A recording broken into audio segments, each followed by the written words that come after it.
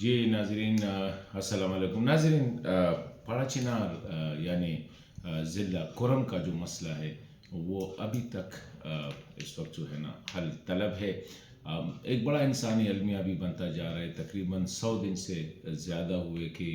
وہاں پہ روڈز اور جو کمیونیکیشن ہے وہ بالکل کٹ آف ہے، یعنی پاڑا چنار صدا وغیرہ جو ہے یہ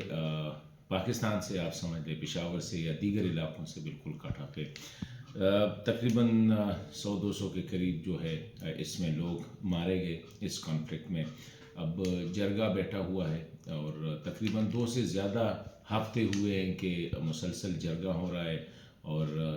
ہفتہ پہلے یہ بتایا گیا کہ جرگے نے فیصلہ کیا ہے بس اب سب کچھ ٹھیک ہو جائے گا، آج جرگے پہ دستخط ہوں گے، معاہدے پہ دستخط ہوں گے، کل دستخط ہوں گے۔ پھر یہ بتایا گیا کہ ایک فریق نے 2 دن مانگے ہیں، لیکن وہ 2 دن بھی اب چلتے گئے 10 دن بن گئے۔ اور وہ مسئلہ کیا ہے؟ مسئلہ یہ ہے کہ اس وقت جو جرگے کے سامنے بڑا چیلنج ہے وہ یہی ہے کہ وہاں پہ جو بڑا اسلحہ ہے اور بنکرز ہے، حکومت کی طرف سے یہ مطالبہ ہے کہ حکومت روڈز بھی کھلوائے گا اور سارا یہ ہو جائے گا، لیکن پہلے آپ لوگ جو ہے یہ بڑا اسلحہ اور جو بنکرز ہے اس کو ختم کر دے، اسلحے کو حکومت کے حوالے کر دے۔ لیکن جو اسپیشلی جو اہلی تشیع ہے ان کا موقف یہ رہا ہے ابھی تک کہ ہم اسلحہ دینے کے لیے تیار ہے، لیکن حکومت پہلے ہماری امن کو جو ہے اس کی ضمانت دے دے کہ حکومت وہاں پہ امن قائم کرے گی۔ حکومت کہتی ہے کہ آپ پہلے اسلحہ دے، اس کے بعد جو ہے وہ امن قائم کیا جائے گا۔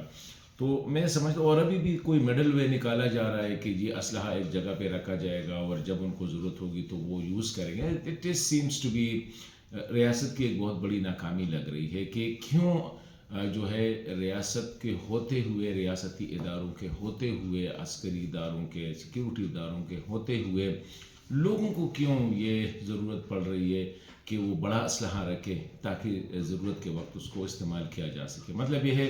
کہ ایک سائڈ پہ لوگوں کا ریاست پہ جو اعتماد ہے وہ اٹھ چکا ہے، یا ریاستی اداروں پہ جو ہے وہ اعتماد اٹھ چکا ہے، یا دوسری بات یہ ہے کہ ریاستی ادارے یا حکومتی لوگ جو ہے وہ اتنے نااہل ہے کہ وہ اس ایک چھوٹے سے ڈسٹرکٹس کو جو ہے وہ مینیج نہیں کر پا رہے۔ دوسرا مسئلہ جو ہے وہاں پہ وہ مری معاہدہ جو ہوا تھا 2007-8 میں اراؤنڈ یا 9 میں ہوا تھا، جس میں یہ فیصلہ ہوا تھا کہ جتنے لوگ بے گھر ہوئے ہیں، کیونکہ اس کانفلکٹ میں کہیں سے شیعہ نکل گئے ہیں، کہیں سے سنی نکل گئے ہیں، ان کی دوبارہ آباد کاری کا بھی ایک بہت بڑا مسئلہ ہے۔ تو اس پہ بھی ابھی تک گزشتہ 15 سال ہو گئے تقریباً راؤنڈ، اور ابھی تک حکومت نے اس پہ بھی کچھ نہیں کیا ہے۔ تو جتنے بھی لوگوں سے ہم نے بات کی تو وہاں پہ ایک ہی بات ہو رہی ہے کہ حکومت کی نااہلی، اداروں کی نااہلی اور یا غیر سنجیدگی ہے۔ تو ٹھیک ہے، لوگ بھی تو غیر سنجیدہ ہو گئے، لیکن بات یہاں پہ ہے کہ حکومت، اور وہ ہم دیکھ رہے ہیں کہ جس طرح لوگ مارے گئے، جس طرح یہ کنفلکٹ اسکلیٹ ہوا، جس طرح لوگوں کے پاس یہ ساتھی شک ہے کہ شاید اگر ہم نے اسلحہ دے دیا تو کوئی دہشت گرد ٹولہ آ جائے گا اور وہ ہمیں جو ہے نا وہ ہمیں